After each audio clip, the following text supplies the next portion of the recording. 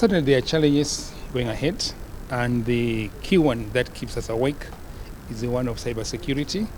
How do we make sure that our financial sector is cyber-proof?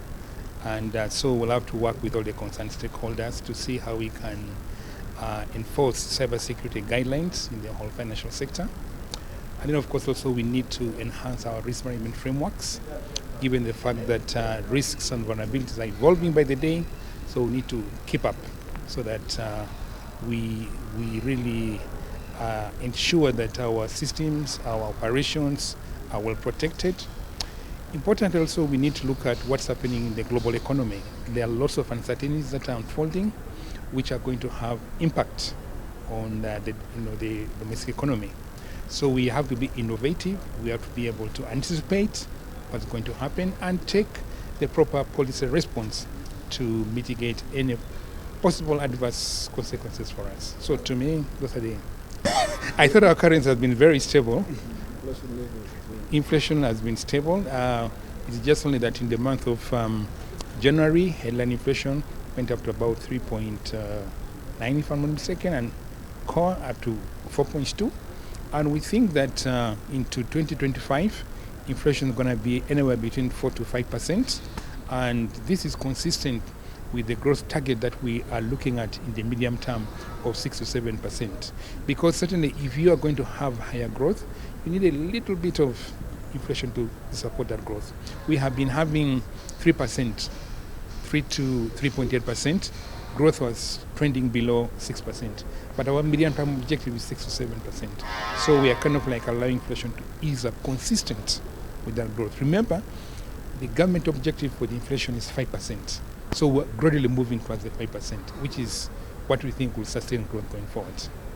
Yes, we have had a very good discussion with the Parliament, and of course the concern for everybody is the stability of the macroeconomy and also the soundness of the financial sector. And we were able to explain the fundamentals that underpin an economy that is performing. And of course, Parliament was interested in knowing what are those factors that will make this economy stable and also grow. And we were able to explain the factors, for example, that create debt. The Parliament was concerned about debt. The Parliament was concerned about inflation. Our inflation, as the Governor has said, is not bad. Uganda is one of the countries out of the 193 countries that we have, which have really worked very hard on controlling inflation.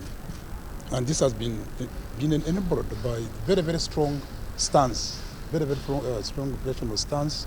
We have made sure that the central bank has made sure that they can implement monetary policy, which people may not be very much happy about, but eventually people have realized that you cannot have an economy where inflation is soaring in the roof, because nobody will have money that has meaning. But we pointed out that we still have problems of low financial depth. The saving rate here is low. Our saving to GDP is low. The economy is a low-wage economy. The economic activity requires very high velocity of money. Money must move very quickly from one person to the other. It is one which facilitates economic activity. So we told the Parliament that we need to work together with the Parliament and all other stakeholders to ensure that the central bank can implement policies, can implement especially the monetary ones. The fiscal ones are part of government, to ensure that businesses can flourish and also government can come in as a fiscal policy partner. But it is important that the central bank puts in policy frameworks, policy stances that allow businesses, for example, if you reach at the level of borrowing, the central bank runs what we call the central bank rate. And the Parliament at one point was wondering, is there a possibility in which, for example, the central bank can cap interest rate? Because the Parliament was rightly concerned about the high interest rates, and the Governor was able to explain that some countries have capped interest rate, including our brother here, Kenya, and sisters, but it didn't work. In fact, the people are the ones who ended up suffering more than what they had thought. So we explained to Parliament that an economy needs to be liberal and perform, and then interest rate will eventually come down.